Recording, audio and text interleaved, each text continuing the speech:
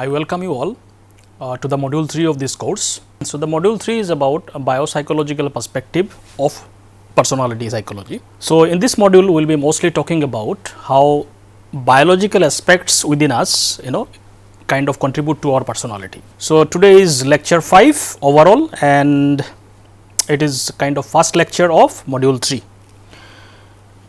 So, today's lecture is genetics, physiology and personality, how some physiological aspects, genetics contribute to our personality. So, this will be kind of focus of our today's lecture. So, before we talk about today's lecture, let me give you brief recap of last lecture that we talked about.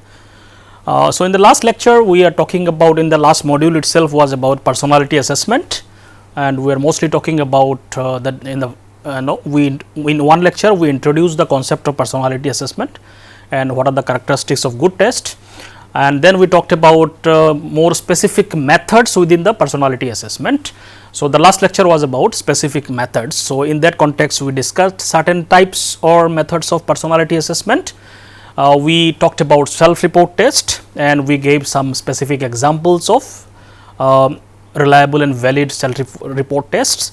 We also talked about Q-SWOT test, another kind of test which is also kind of self report, but the more active involvement from the participant, where the participants they themselves sort out the different characteristics of themselves with more significant to less significant characteristics and so on. We also talked about projective test in the last lecture. The projective tests are mostly about based on the Freudian theory, where when an ambiguous stimuli is given to a person and they are asked to describe about those situations, they are more likely to project their unconscious desires, wishes, motivations and characteristics into the description of that ambiguous picture. So, the projective tests are mostly like this. The kind of stimuli that are used in the projective test differs from type of test. For example, Rorschach test use ink blots, very ambiguous ink blots. TAT test uses figures of people, ambiguous figure where one can tell a story about that figure and so on. We also talked about clinical interviews and how it is used in the personality assessment. We also talked about different physiological measures also, which are kind of used in personality assessment. So, these are some of the things that we talked about in the last lecture. So, today we will be talking about the biological aspects of personality. In that context, we will be talking about how biology is connected to human temperament, which is an aspect of personality. We will talk about some of the early views and we will talk about some of the more contemporary views, and at the end we will be talking about how genes and personality are genes contribute to our personality and so on. So, let us start today's lecture. Now, to talk about biological aspects of personality, one of the most curious case that is discussed is the case of Phineas Gage. So that person went through an accident and that gave lot of insights about how biological aspects contribute to our personality. So, in the study of science, accidents sometimes lead to unexpected discoveries. So, this is one such case.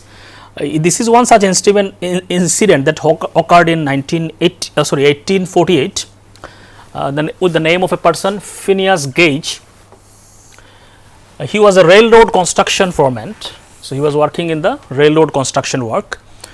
So, in a particular day, in a tragic event, which an accident happened with him that gave although it is a tragic incident, but as a side effect of that instrument, it gave a lot of insights about how biology is important in understanding human personality. So, during the routine procedure involving explosive, so that was kind of the work that he was doing, an iron rod was propelled through Gage's left cheek, skull and frontal cortex.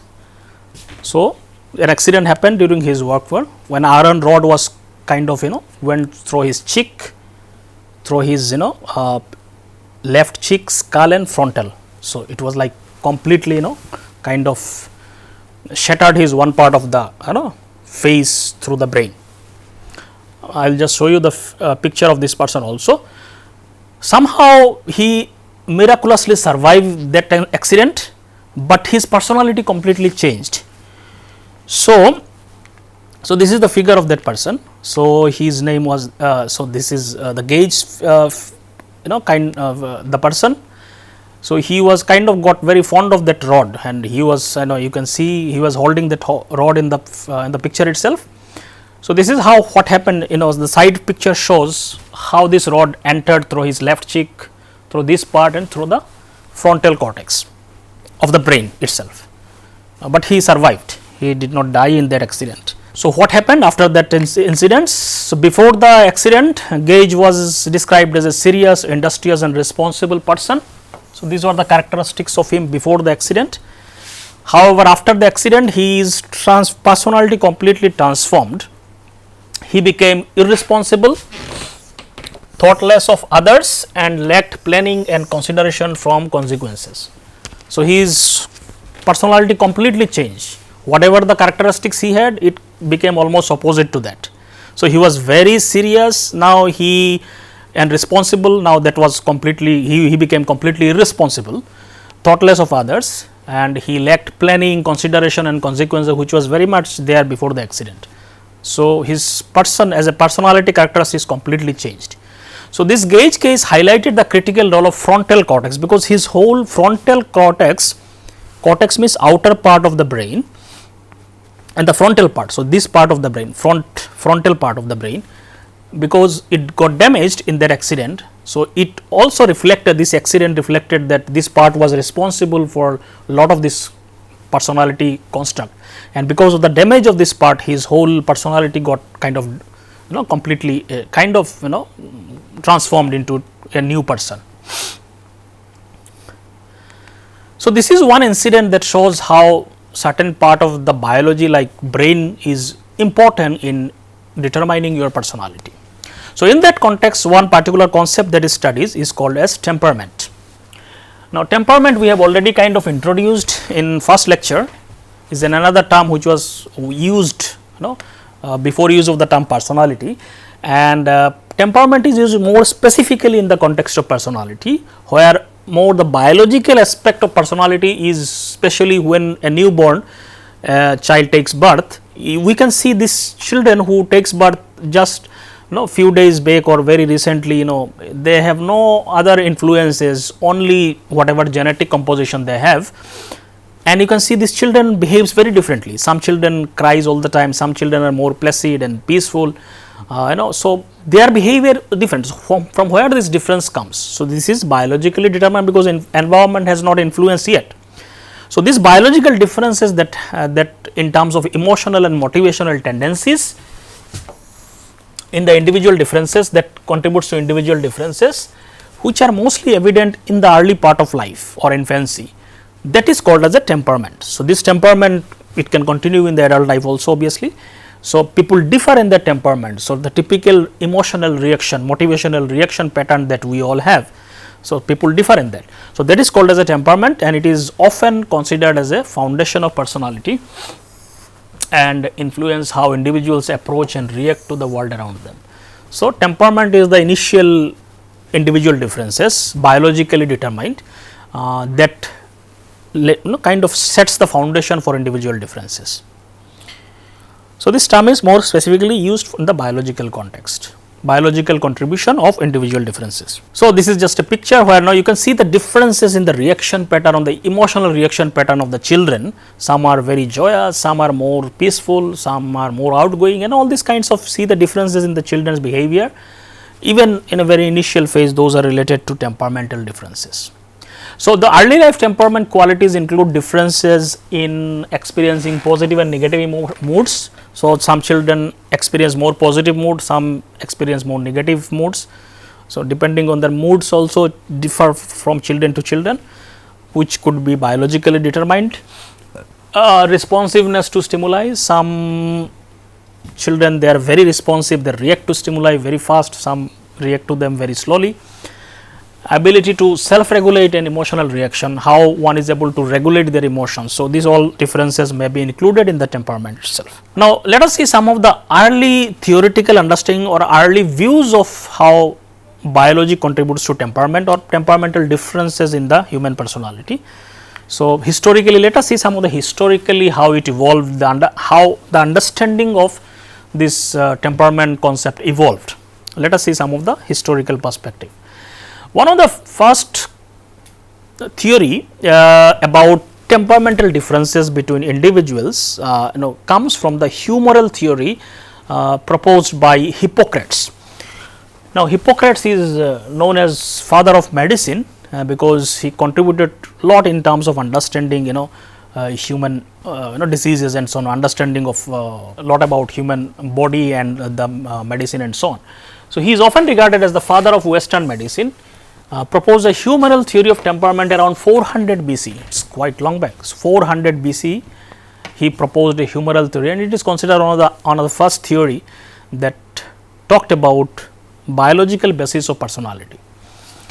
Now, this theory suggests that human behavior and health are determined by the balance of 4 bodily fluids or humors. So, according to him, there are 4 body fluids that are present within human body. There are 4 typical types of fluids, and these fluids determine human temperament or psychological characteristics of the person. Now, these 4 body fluids according to Hippocrates are blood, phlegm, black bile and yellow bile. So, bile is basically secretion from the liver, and so there are 2 types, one is black bile and one is yellow bile. So, we will see these 4. So, according to him, the balance and the quantity of such fluids present, to what extent they are present in your body, whether they are balanced or not balanced, they will determine certain psychological characteristics. So, according to Hippocrates, each of these humors corresponding to certain qualities or mental qualities of the person. So, let us see what are the qualities he talked about. So, the first one is the blood. So, according to Hippocrates, blood is associated with air element. So, he had some correspondent to these body fluids with certain elements in the outside world. So, he corresponded or kind of associated blood with air element, and he believed that blood is believed to be produced by liver and associated with warmth and moisture. So, this was his belief and his idea.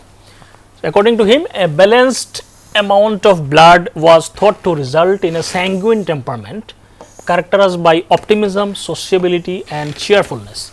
So, according to him, blood the fluid that is present in the human body, it is responsible for your sanguine temperament. If it is balanced amount, if it is present in your body, it will lead to certain temperament or characteristics of psychological characteristics, and sanguine temperament is mostly associated with cheerfulness. The person will become much more cheerful, optimistic, more sociable and so on. So, it is associated with positive temperament or mental qualities. So, the first one is blood, which is associated with sanguine temperament if it is in the balanced amount, if it is present, which is characterized by more positive characteristics of cheerfulness, optimism, happiness and so on. Second is phlegm. This is associated with water element according to him. So, phlegm was produced by the brain and associated with coldness and moisture. So, according to him, it is kind of produced by the brain and it is morely associated with coldness and moisture. Whenever it is cold and moisture element kind of contributes to the development of this particular fluid. So, this fluid is an excess of this one was thought to lead to phlegmatic temperament, which is characterized by calmness, sluggishness and apathy. So, if it is present in too much in your body, this particular body fluid leads to more of a, the person will become more of a calm and more of a kind of lethargic and those kind of thing, very not too much of activity oriented, but more of a calmness, sluggishness, one will become more of an apathetic kind of characteristics. So, this is another fluid that is associated with another characteristics. The next one is black bile, it is associated with earth element. Black bile is believed to be produced by spleen, an organ in the body, and associated with coldness and dryness. So, too much of coldness or dryness will lead to certain kind of production of this kind of black bile. Bile is mostly associated with liver. So, it is a kind of the word is associated came from the word from the liver. So, an excess of black bile was thought to cause melancholic temperament characterized by sadness, introversion and pessimism. So, black bile, excess of black bile, if it is there in your body, it will lead to more of an kind of melancholic temperament.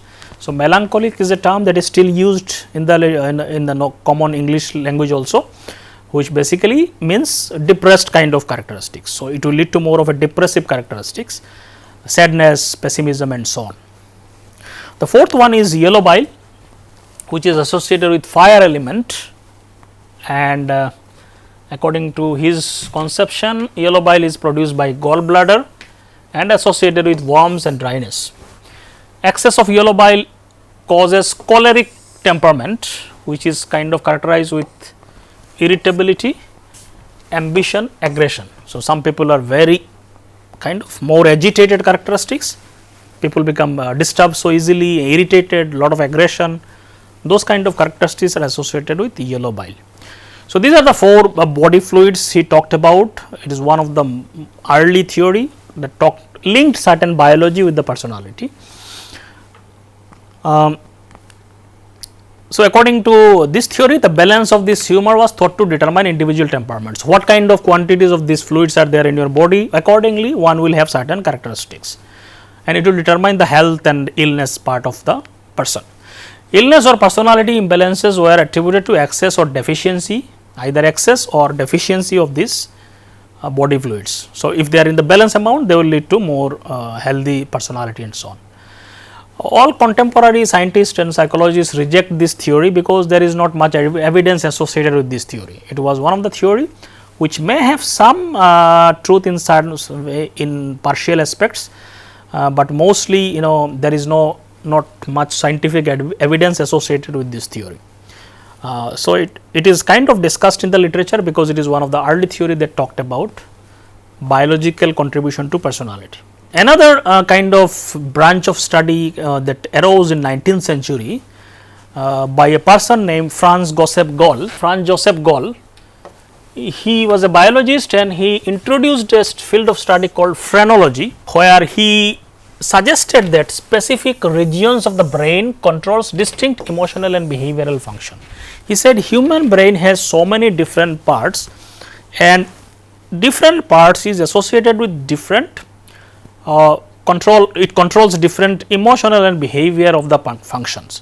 So, he tried to identify which part of the brain is responsible for which kind of behavior, but it was not like actually doing brain imaging and so on. At that time it was not there. So, he kind of made a whole map of the brain, and he said the kind of bumps or outer structure of the skull can give you an idea which part is more dominant, because if certain part of the brain skull is having more area from the structure of the skull, that means that part is more dominant. Like that he made certain conclusions. So, Gall conducted post-mortem brain examination to correlate brain tissue variances in the individual state. So, he said which part of the brain has more tissue, more area, which was evident from the skull structure. Accordingly, he said that this person will have this kind of dominant behavior, because he associated different part with different behavior. So, if particular X area is having more area or more kind of pronounced in the skull, then that particular characteristics will be dominant in that person. So, this was kind of his idea of whole phrenology thing. So, presence of bumps in the head was considered indicative of underlying brain tissue development. So, what kind of skull structure you have that indicates which part of the brain is more developed and so on. So, that was his idea, seeing the structure of the skull and making an assessment of person's personality and so on.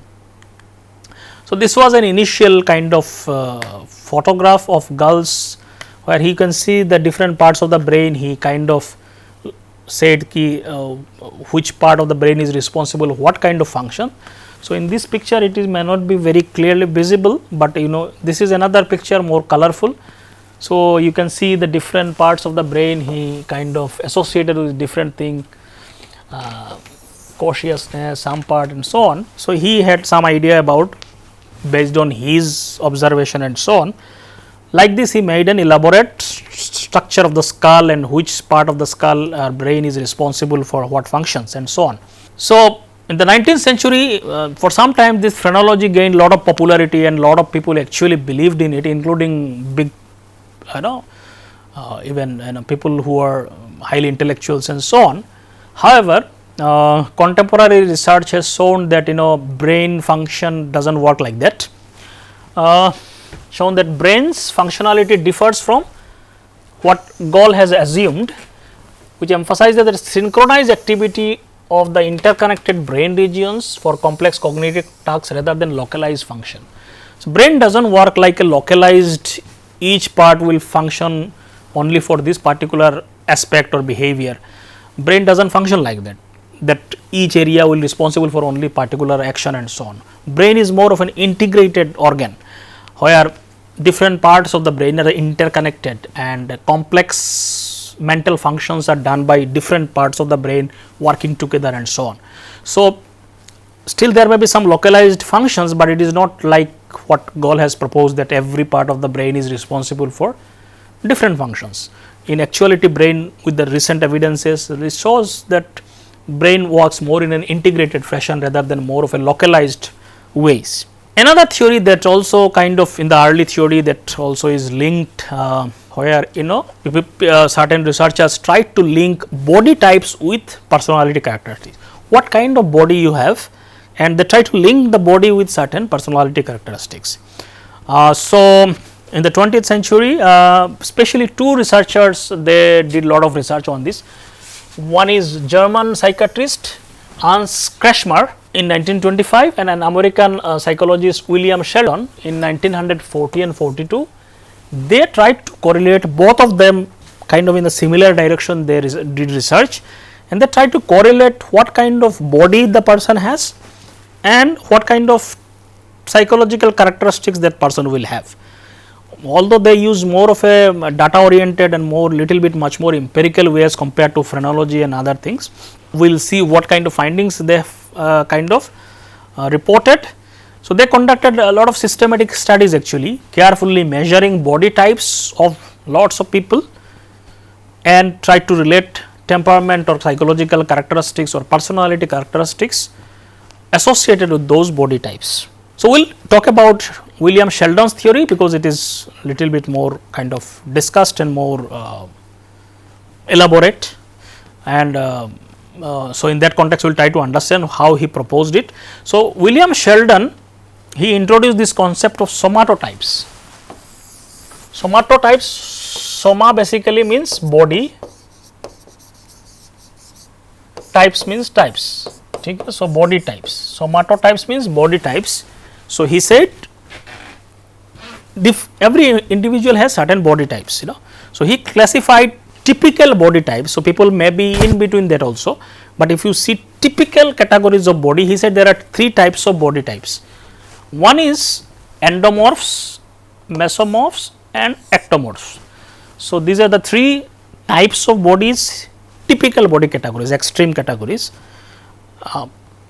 In between there may be many people also, but these three types of body are characteristics are discussed here. So, endomorphs are one categories of individuals whose body is round and soft body, round shape, higher levels of body fat. So, more of a fatty structure of the body, round, soft, more of a fatty structure. So, this is one type of body. According to him, Sheldon's theory, this kind of people are psychological characteristics of these people are, they are more social, friendly and relaxed type of people. So, people with this kind of body are more relaxed, more friendly, more social kinds of people. Mesomorphs are another type of body types which are muscular and athletic body type. So, people who are very muscular, strong type of body. So, according to him, this type of people have psychological characteristics. They are very assertive, competitive, vigor, lot of energetic aspects are there. So, they are very assertive, confident and so on. The last one is ectomorphs. These are the people who are lean and slender physique, low body fat, minimal muscle mass. So, these are more like typical lean and thin type of individuals. According to him, this type of people are introvert, more sensitive, intellectual type of people. So, more the mental tasks they do, very introvert, they are less outgoing, very sensitive kind of individuals. So, according to him, these are the typical categories of body types, and accordingly they have this kind of psychological characteristics. So, it is more like, if you see, this is kind of typical depiction of these three body types. So, this is more of a kind of endomorphs, more fatty structure, more muscular is mesomorph, and more of a lean and thin. Although in this figure it is not that lean and thin, but it is typical ectomorphs are much more lean and thin than this what is depicted here. So, more of a lean and thin categories of individuals. So, Sheldon proposed that these somatotypes are linked to these specific temperament traits and behavioral tendency. He suggested that individual with different body types would exhibit different patterns of behavior and personality. So, this was his proposition, what he found from his data also, because he measured these body types and then measured their psychological characteristics, and he found these patterns among these individuals. Kretschmer's theory was also very similar. He used different terminology only, but the concept was very similar to this Sheldon's theory. Now, if you see the evidences, lots of later cases, methodological problem, how they came to this conclusion, a lot of questions were arised on that. Lot of subsequent research did not find such very strong relationship between body types and personality. Even if there is a relationship, it is very weak relationship. So, there is not a very strong evidence that these body types will have all the time specifically related to the psychological characteristics. Many people also says that it may not be the body types that is causing these psychological differences, it may be because how other people respond to these people. For example, if somebody is mesomorphic characteristics with very strong and muscular body, so others will also respond to that person in similar ways. Because of that his strong and muscular body, probably he will be automatically feel more confident. Others will also respond to that person in the similar way. So, he will also become much more confident and assertive. So, many times it may not be the biological body type that is causing the psychological characteristics, the cause could be how others respond to that person. So, the causality may not be very directly associated with that. So, that could be also another kind of reason why sometimes such connection could be established. And also body types could also change for some people, although genetically set certain body types are there, but lot of time many people also change their body types. Sometimes people who are very lean and thin can become fatty also. Obviously, it can change, it take time, and but some people can remain like that in their whole life. Some people can change their body types also. So, lot of these issues are there in that conclusions that it may not be for every cases such kind of body types may not lead to those kind of psychological characteristics. Now, let us see some of the contemporary ideas behind this, how biology is related to human psychological characteristics, more recent researches. So, these are mostly like early researches, where evidences are not very clear and not completely accepted. Most of these ideas are not completely accepted based on the recent evidences.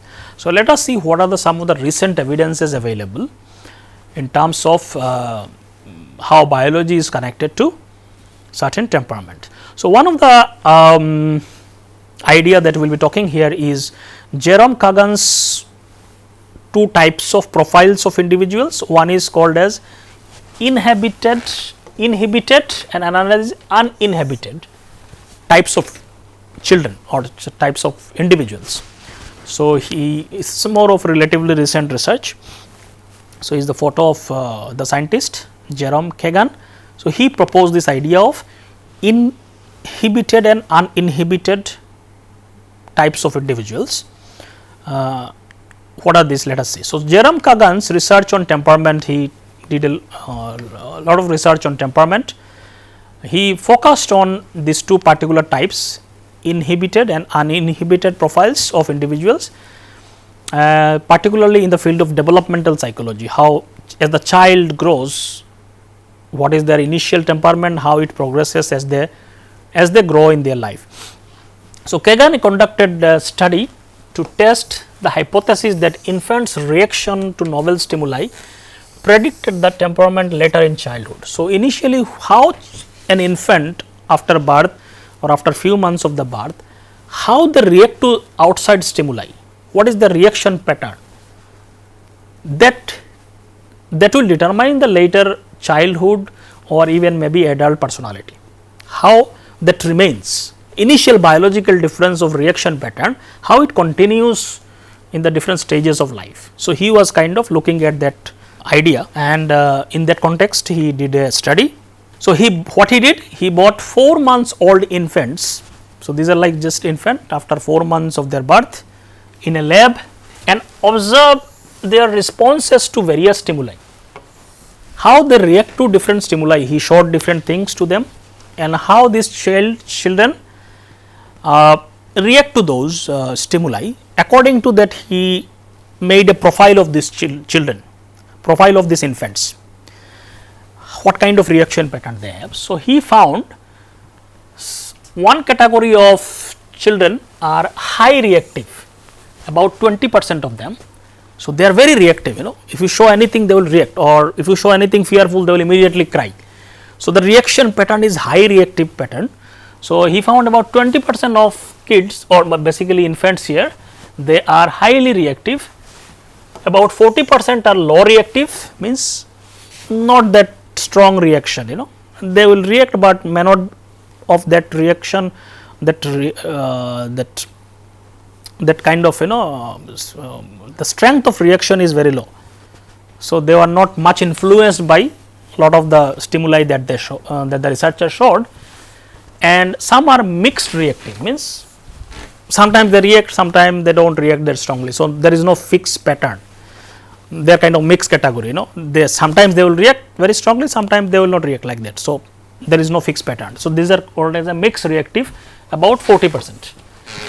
Based on their observations of behavior such as arching of the back, how much they kind of go back by seeing something, how much they cry and so on. So, these were the things that they observed in terms of making that profile. So, 3 categories of infant he found: high reactive, low reactive and mixed reactive. He then followed these infants up to their childhood of 14 months, 21 months, 4.5 years and later up to 8 years. So, it was a longitudinal study where for a very long time he observes these children, So, initially 4 months one test, then 14 months, 21 months, 4.5 years and 8 years later. So, every stage he again measured their reaction pattern, whether it has changed or whether it has remained same and so on, like that. So, what he found, at each stage or each different stages, the children were exposed to novel stimuli when they again measured, and both behavioral observations and physiological measures like heart rate were recorded. So, as the infant was a little older, obviously other measures were introduced to see their reaction pattern more clearly, including their physiological measure like heart rate and so on. Finding shows most of these infants, actually their temperament or typical reaction pattern continued over time, it remained almost same. So, whoever was high reactive remained as high reactive even at the age of 8, whoever was low reactive remained as a low reactive kind of child even at the age of 8. So, he find most of the this infant showed continuity in temperament over time, there was not much change in the reaction pattern. So, high reactive infants exhibited greater fearful behavior, who are high reactive they exhibited greater fearful behavior, elevated heart rate and increased blood pressure in response to novelty at 14 and 21 months. So, this was also kind of similar pattern remained even at the 14 months and 21 months, which was also kind of captured using other measure like heart rate, blood pressure and so on. At 4.5 years, they smiled less and talked less during social interactions compared to low reactive. So, even at 4.5 years, this high reactive children, they smiled less, talked less during social interactions. These children, again these are some of the other observations even at 4.5 years, their behaviors were like inhibited, they were not like talking very to people too much, or no, they are smiling less, talking less in the social interaction compared to low reactive children. So, it is another indication of similar pattern continuing there also. So, importantly, the majority of the children maintain their initial temperament group assignment from 4 months till later childhood, indicating a stability in the temperament traits. So, it kind of shows that temperament tendencies at birth remains even in the later childhood also, you know. So, at least they observe, you know, and at least some initial period of the childhood, it seems to remain. So, these are kind of more nuanced comparison between these two profiles. So, inhibited profile means people who are basically high reactive children in this case. Uninhibited profiles are basically more of a low reactive children that we talked about. So, he said based on this reaction pattern, two typical categories, some could be mixed also, but these two typical categories he named them as inhibited profile. Basically these are high reactive,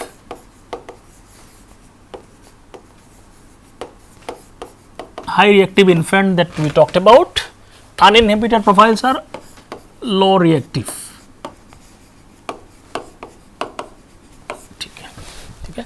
So, these are the characteristics differences he observed among them. This is more of a more elaborate description.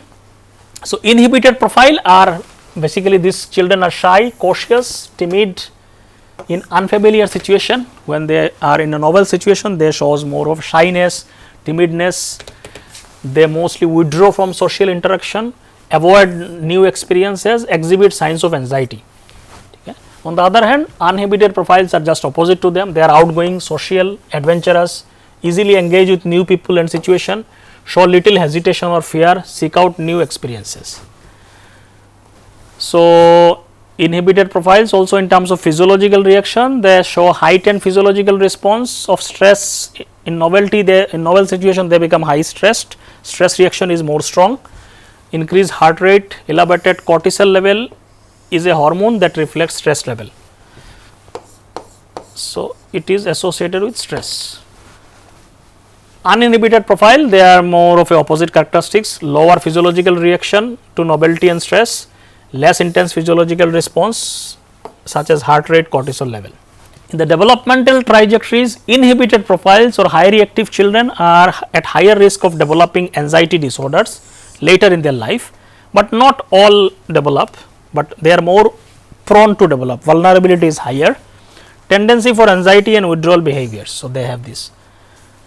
This uninhibited profile, they are also predisposition to seek out new experience and take risks, advantages in socializing and exploring new environment. They also have potential risk if not balanced with caution. So, such children may also become highly impulsive and risk taking profiles in their life. So, that may also have certain disadvantages and so on. So, they are more maybe more vulnerable for those kind of things, highly risk taking situations and so on. So, these are the two profiles of individuals he found which are biologically oriented. However, this Kagan's research also indicate that mostly it is very consistently it remains the childhood profiles, but it is not that it cannot change, you know, there is some evidence also people change also sometimes. So, many high reactive infants which are inhibited profiles or children did not remain consistently fearful throughout childhood, suggesting that environmental factors also play a role. Their reaction pattern or fear reaction changed as they evolved in terms of intensity and so on. So, that shows environment can also play important role, it is not that completely determined by the biological setup. Specifically, having mothers who are not overly protective and who placed reasonable demands on them seem facilitate positive changes in children. So, parenting also played role in terms of some personalities, some behavior like fear reaction and so on could also change depending on how they are taught in the environment, particularly by the parents and so on. Similarly, low reactive infants lost their relaxed style over time. Some low reactive who are very relaxed mostly as they progress may also lose those style sometimes based on the environmental effect, indicating environmental influences can modify certain temperamental biases. So, there is a tendency that biological sets up, but it can change a little bit based on the environmental influence. It is not like completely set and there nothing can be done about it, it is not like that. Environment can also play an important role. So, Kagan emphasized that genetic predisposition to temperament are not deterministic and do not dictate an inevitable adult outcomes. It is not like it is 100% determined by genes or biology and nothing can be done about it. It is not like that. There is a pattern which has obviously its strength in terms of determining behavior, but certain environmental influences can make certain changes.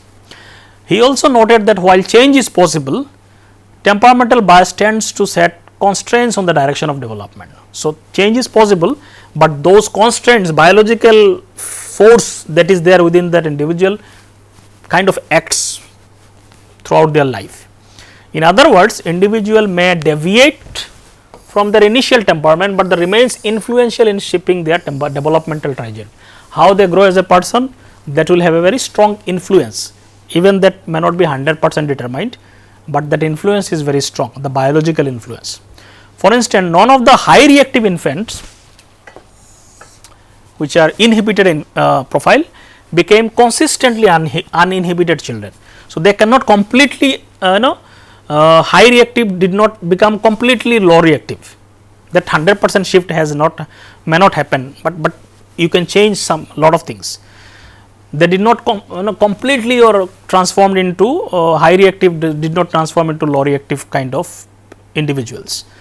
So, it was very rare for low reactive infants to become consistently inhibited. So, that complete transformation may not happen, but obviously you can change lot of things around it. So, there is a certain biological set point that influences you all the time, but it is not 100% deterministic.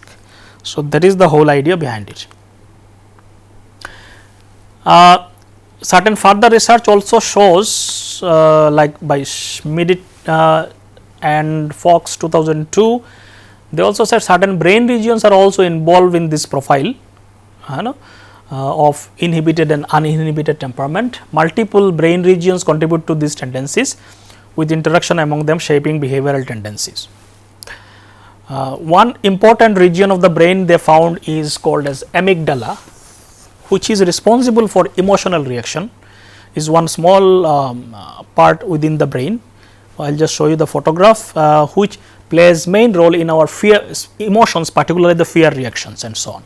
So, this what is the reaction of what is the activity of this part of the brain will determine this personality profiles of inhibited or uninhibited.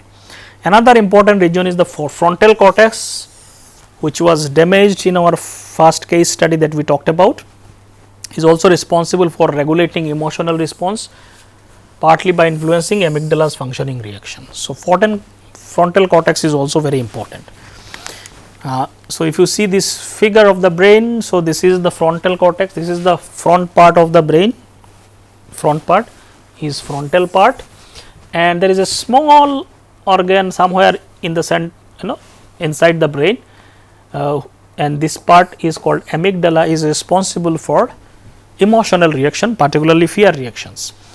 So, these two could be responsible for this personality profile in the brain.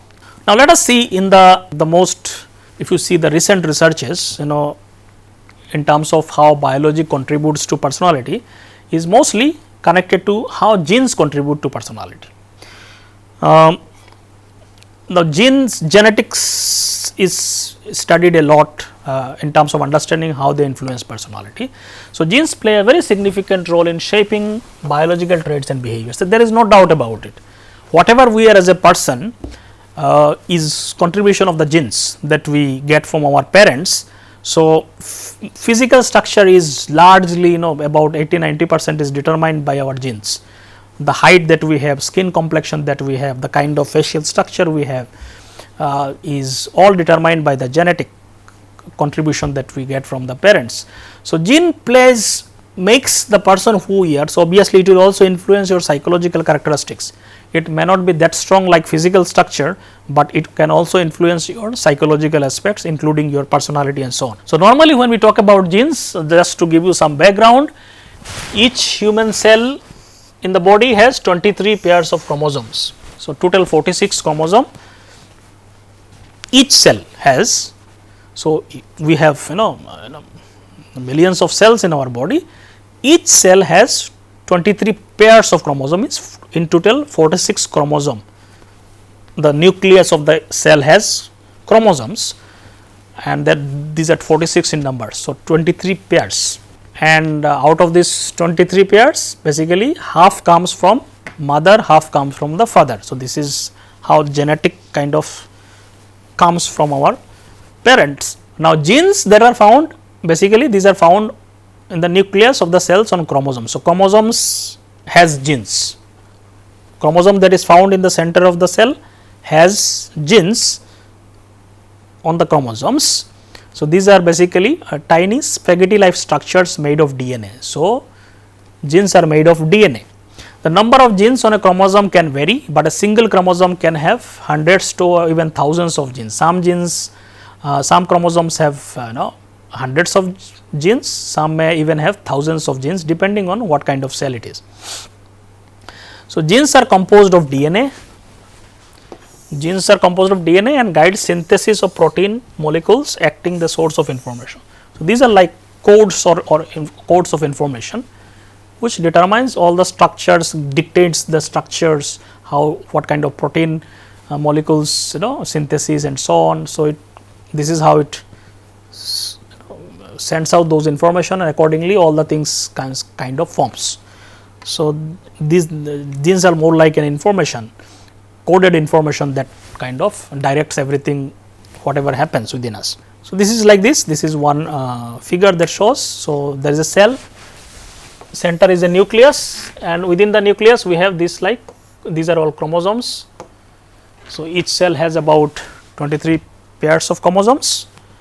Now, this chromosomes has so DNA sequences, and certain segment of the DNA is called as is gene, certain coded information. So, this is some background about genes. So, most of the research shows genes, they do not directly cause a behavior, particularly the psychological aspect. There is no single gene that will lead to particular psychological characteristics. Mostly it is polygenic.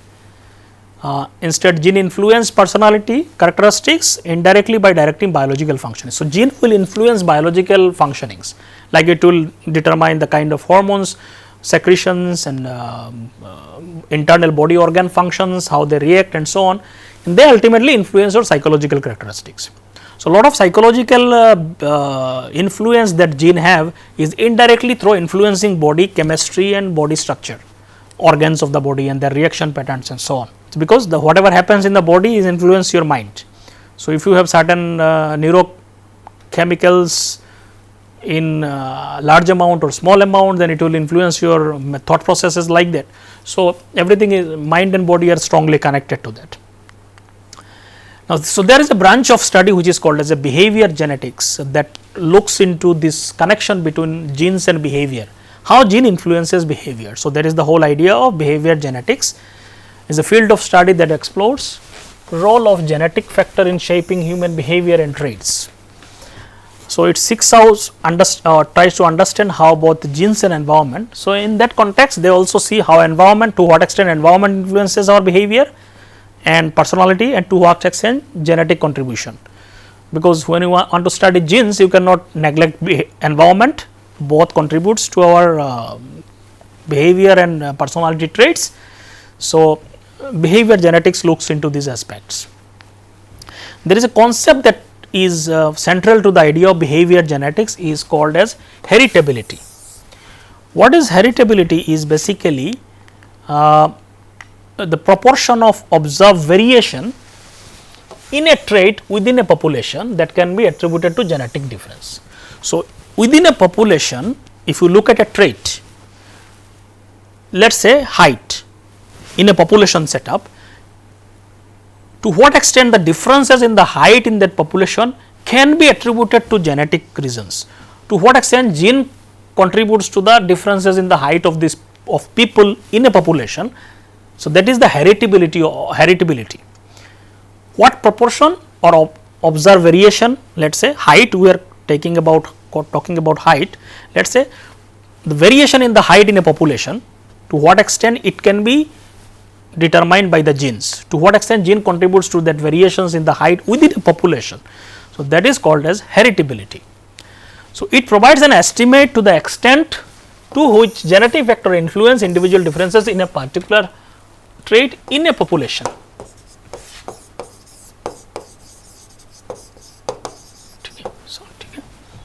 So, variations to what extent they can be explained using genetics. So, that is the heritability. Now, one important thing we should understand, heritability is population specific, not individual specific. So, these are population based idea, not an individual idea. Heritability concept is not about individual X, to what extent gene contributes, that is not the heritability. Heritability is within the population, the differences to what extent they can be explained using genetics. So, heritability does not apply to individuals, it is specific to population being studied, whatever population, a group of people that you are studying. For example, when we talk about 90% height in a given population is heritable, let us assume this idea that 90% of height in a population, let us say we see a population or on a community, let us say we are studying a community, or let us say as a tribal community, and let us say we assume that 90% of height in that population is heritable. That means, it is 90% is explained by genes. What does it basically mean is that, from that example we can say 90% of the variation of height among individuals in this population can be attributed to genetic factors. So, whatever height they have, somebody may have whatever the patterns of height that we see in that population, 90% is actually by genetics.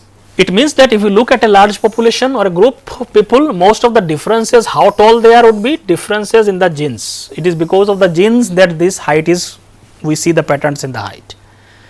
We cannot say that John, let us say particular example of a person in that population, height is 90% heritable.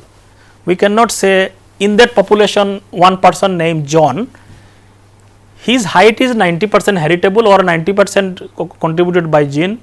It will not be right, because heritability concept is not for individual person, for the population we can talk about, not for individuals. So, 90% heritability in a population does not mean every individual will be, height will be contributed 90% by the genes, that is not necessary. Another thing, heritability is not a constant value, it can change also. So, it varies depending on the population and environment. So, this to what extent something is heritable may change also as the time passes or situation changes in the group. So, it is a statistic applicable to specific population at a particular time and a set of conditions.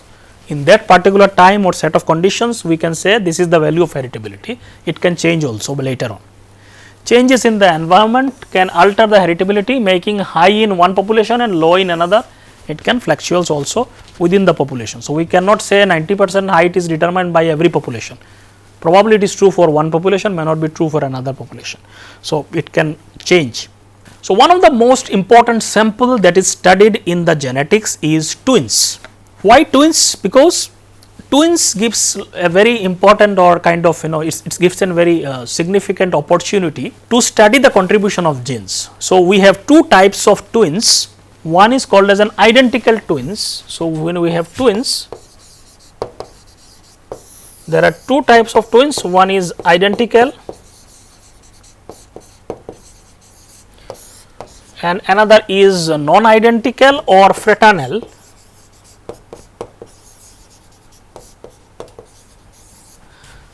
Which is also called as fraternal twins. Okay. So, identical twins are basically they are 100% genetically similar. These are 50% same like any sibling.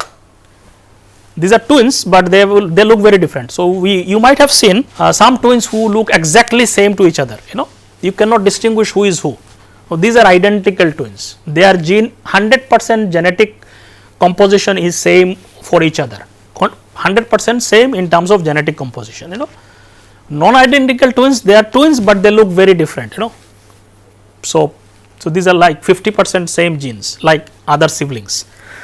So there are these two types of genes. So researcher use this information to understand the contribution of genes and how they influence human behavior and so on. So these are two main ideas behind why twins are studied. Twin methods in behavior genetics relies on these logical consideration. One is monozygotic twins, means these identical twins. Monozygotic means identical. Okay. Identical twins share identical genetic makeup because they are 100% same in terms of genes. Any difference between them must be attributed to environmental influences. So, if they are 100% same in genes, and despite that if you see any differences in their behavior, then it should be attributed to environment, because genetics if genetics causing behavior, that means they are 100% same in genes, so their behavior should be 100% same. But if you still see there is a difference in their behaviors, so it should be attributed to environment, because environment is causing, because genes 100% same, so it cannot be attributed to genes. This makes the study for genetically identical individuals particularly valuable for understanding the effects of environmental experiences. Second consideration is monozygotic twins are more genetically similar to each other than dizygotic twins. Dizygotic means non-identical.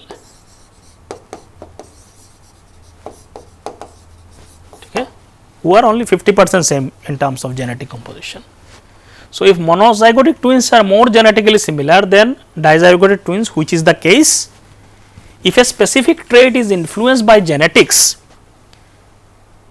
if something is influenced by genetics, monozygotic twins should exhibit greater similarity on that trait compared to the dizygotic twins. If genetics is determining something, that means monozygotic twins should show more similarity in that, because they are 100% same in terms of genes as compared to dizygotic twins. Dizygotic twins basically is another name for non-identical twins. So, these are the assumptions based on which a lot of conclusions are made in the studies. So, by studying monozygotic and dizygotic twins pairs, researcher can compare their similarities on the trait of interest to determine the extent which genetic contributes to the observed differences. Now, only studying monozygotic and dizygotic twins is not enough. Why? If you just study monozygotic and dizygotic twins without considering other things.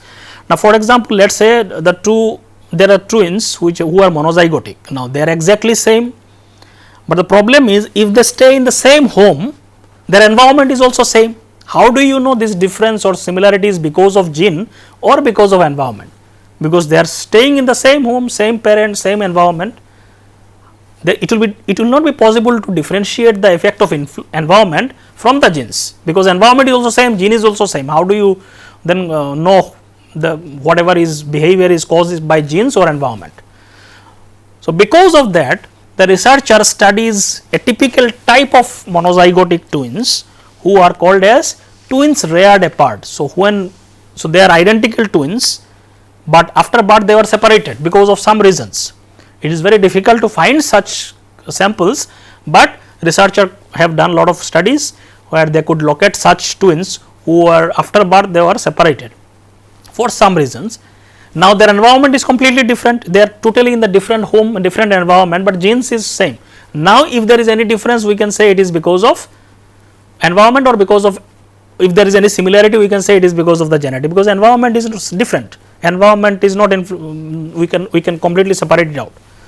So, these identical twins reared in different environment, often due to circumstances like adoption or for whatever reason they are separated, it provides opportunity to researcher to explore how genetics and environment interact, because these are the ideal people to study the influence of genes, not monozygotic twins in the same family. You can get some idea, but because environment is also same, it is very difficult to make conclusions.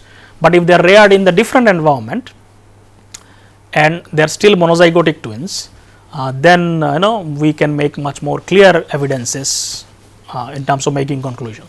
So, researcher utilize international data sets containing twins separated at birth and raised apart to investigate the influence of biology and social experiences on the psychological development or traits. Studied many studies conducted in that direction. One such study was conducted by Bochard and his colleagues in started in somewhat 70s and it continued till 1999 around. It is one of the largest project on twin studies, included twins which are reared apart. So, we will see what they found. So, this is called as a Minnesota twin study. It is a large project where they studied different aspects of behaviors, intelligence and so on, how it is influenced by genes and environment. So, this is called as a Minnesota twin studies because it was studies in the Minnesota University, and in 1979 this Thomas Bochard is the main investigator, and with him many other colleagues were there. He set out to study similarities and differences between twins, both identical and fraternals, who were separated within the first 6 months of their lives and raised apart. So, these are the twins. So, one specific study included twins who are reared apart. This twin study had many other things also. This is one specific aspect where they identified twins who were reared apart after the 6 months of their birth. Over the course of 11 years, he and his research team collected data on over many pairs of twins which contributed to our understanding of genetic influence on personality and intelligence and so on. So, this is one of the most significant and long term broad study. So, this particular study where they studied twins reared apart is called as a MISTRA in short form, which means Minnesota study of twins reared apart. This is one particular study in the broad project. So, it was led by this Thomas J. Bochard and his colleagues. It began in 1970s and continued several decades, making it one of the most extensive and influential studies in the field of behavior genetics. So, from 1979 it lasted 20 years up to 1999. So, this is such a very long project, and it included about 137 reared apart twins, 81 of whom were identical or monozygotic twins who are reared apart. So, this is in short form we will say MZA, monozygotic twins reared apart, means they were after birth they were separated, and out of these 56 pairs were fraternal, means dizygotic twins reared apart.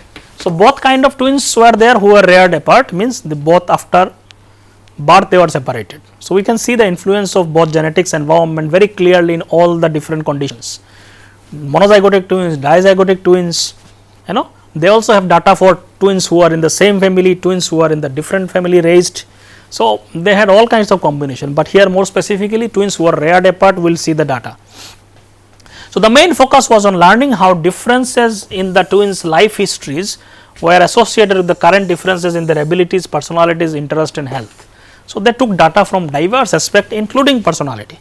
So, a lot of traits were studied: personality dimensions, psychological well-being, achievement orientation, traditionalism, attitude towards religion, politics, so many things, biological data and so on. So, some of the findings, they looked at the patterns of data, but particular twins who were reared apart for both monozygotic and dizygotic twins, the study revealed significant genetic contribution to things like intelligence and some personality traits and even psychological well-being. However, they also found the importance of environmental factors. So, we will see little bit more details about it. So, more specifically, numerous papers were published from this project. Two particular findings or studies that were reported that talked about the individual differences. Two seminal papers that have significantly impacted our thinking on the contribution of genes or behavior genetics. One was about data about personality differences. It was published in 1988 by one of the colleagues of the project who involved in the project, Ocht Tellegen, the first 4 group twin study of personality. So, it included both monozygotic and dizygotic twins reared together as well as apart. So, they could compare. So, monozygotic twins who are reared in the same family, dizygotic twins who are reared in the same family, as well as monozygotic and dizygotic twins reared in the different families. So, they have all kinds of combination. So, they used this multidimensional personality questionnaire to measure their personality, and they found For monozygotic twins, the correlations were 0.49, about 50% similarity in the personality characteristics of monozygotic twins, means identical twins, about 4.49 who are apart, reared apart, means different families, and about 0.51 who are reared together, almost same. So, environment, it seems very clearly that environment was not really contributing much in terms of their similarity. Whether they are reared in the same family or reared in the different family, their similarity in the percentages or correlation of their personality characteristics were almost same, 0.49 in case of apart and 0.51 in case of monozygotic twins who are in the same family, reared in together. Similar was the case with the dizygotic twins, their correlation was less, obviously because they are genetically different. Their similarity was less because the correlation coefficient indicator shows how strong is the relationship and how 0.49 is obviously greater as compared to, let us say, 0.21. So, the similarity was more in case of monozygotic twins as compared to dizygotic twins, but the pattern was almost same for who reared in the same family or in the different family. So, environment was not causing much differences in their difference. So, genetic was directly contributing to their similarity in terms of personalities. So, this similarity in correlation between monozygotic twins who are apart and who reared together indicated that shared environment, not all kinds of environment, but family environment does not predict shared personality, suggesting that resemblance in the personality among relatives living together is due to shared genes, not shared environment. So, here the gene was really making much more contribution as compared to shared environment, particularly the family immediate environment. So, gene was contributing much more strongly, shared gene was much more important as compared to the environment in terms of creating similarity in them, in the personality. The remaining, obviously here you say, you cannot say environment is not contributing, remaining 50% is environment and influences attributed to non-shared event, such as one's unique experiences outside the home environment, like experiences with the friends, going outside schools and so on, non-shared environment, that also remaining 50% could be contributed by that. So, environment is also playing role, not everything is determined by the genes. So, this pattern was almost same with the dizygotic twins, non-identical twins also showing less similarity, then obviously the similarity was less in this case because their genetic contribution was less. However, shared environment was not playing much difference. These are some more specific traits, some of the traits that they measured in terms of personality characteristics. If you see, again mostly it is around 0.5, except few traits like traditionalism and absorption or imagination, correlation was much stronger. So, some traits were little bit higher in terms of similarity as compared to some other traits, but overall you can say it is around 0.5, around that. So, this data seems to be differ in different reports and so on, but it is around 50%. But some traits are much more strongly determined by genes as compared to some other traits. So, you cannot say all traits are equally contributed by genes. Some traits, including traits like here you can see neuroticism is much more stronger contribution by the genes. Traits like aggression, traits like traditionalism, these are much more strongly contributed by gene as compared to some other, but overall you can say it is around 50%. The second paper that came out of this project was intelligence, about intelligence. So, here again it shows that focused on IQ similarity between monozygotic twins reared apart. So, this study was part of a series of twin studies conducted in various countries including United States, England, Denmark, Sweden and so on. So, they collected data from different countries. So, despite differences in the countries, participant investigators and protocols, the IQ correlation among monozygotic twins were remarkably consistent, ranging from 0.64 to 0.78 with an average of 0.73. Monozygotic twins, their intelligence was very strongly determined by gene, it was very clear because the correlation was very high, 0.73 on an average. So, it is, we can say around 70 to 73% of individual differences in general intelligence is genetically influenced. So, even at comparison to personality, IQ scores or intelligence, general intelligence is much more strongly determined by genes, at least this studies reflects. That does not mean it is 100% here again, about 70 to 73%. Some of the other findings from the other studies, so these are about this particular project findings. So, some of the major other findings also shows very strong to moderate relationship or contribution of genes in various personality traits. Like extroversions, we will be talking about these particular traits later in the upcoming slides.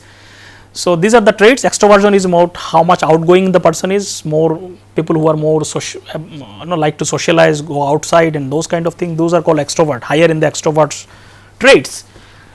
This is again about 50% determined by genes, some of the studies shows. Other traits like neuroticism, we will be talking more about this one, is more about emotional stability. Some people are more emotionally unstable, so they are more in the score of neuroticism. People who are more emotionally stable, they are less in the score of neuroticism.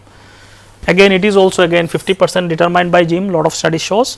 Activity level is again around 40% determined by gene, some studies shows. Some of the psychopathic traits like Machiavellianism, we will be also talking more about them later on, like people who enjoy manipulating other people, ability to manipulate, some people enjoy manipulating other people, no, and taking advantage of them and so on. So, that trait is called Machiavellianism. Other trait like cold heartedness, not sensitive towards other people and so on, no, cold heartedness. Impulsive non-conformity, indifferent to social convention, they do not care about what society thinks and social rules and norms. Fearlessness, risk taking on all these kinds of characteristics. Blame externalization, they always put blame on other people as compared to themselves. So, these are stress immunity, these are some of the traits which are related to kind of psychopathic traits.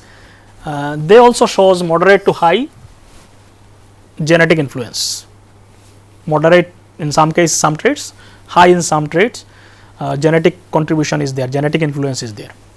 Some of the other traits of big 5 personality traits which we will be talking about later, many other traits like agreeableness, conscientiousness, openness to experience, all these are also around 50% contributed by genetic genes. So, if you see mostly it is moderate to high influence of genes on various personality traits. So, it is clear that heritability of personality is heavily responsible for the fact that personality traits remains fairly stable over time. So, you see a lot of these personality traits remain stable over time, people do not, this personality do not change overnight or after a few months or something like that. Extrovert person remains extrovert most of that throughout their life. So, that stability shows the genetic influence, very strongly influence. Again, it is not 100%, nowhere research shows it is 100%, but it is very strong determination. Even if it is 50%, it is a very strong contribution. Overall, it is clear that major personality trait shows modest degree of heritability. Genetic influence is there in almost all the personality traits. Modest means some cases moderate, some high contribution and so on. So, with this I will stop here. So, this is all about how genetics and some of the biological aspects are related to our personality. In the next lecture, we will be talking about few more aspects of biological aspects to personality, particularly from the evolutionary perspective. With this, I stop here. Thank you.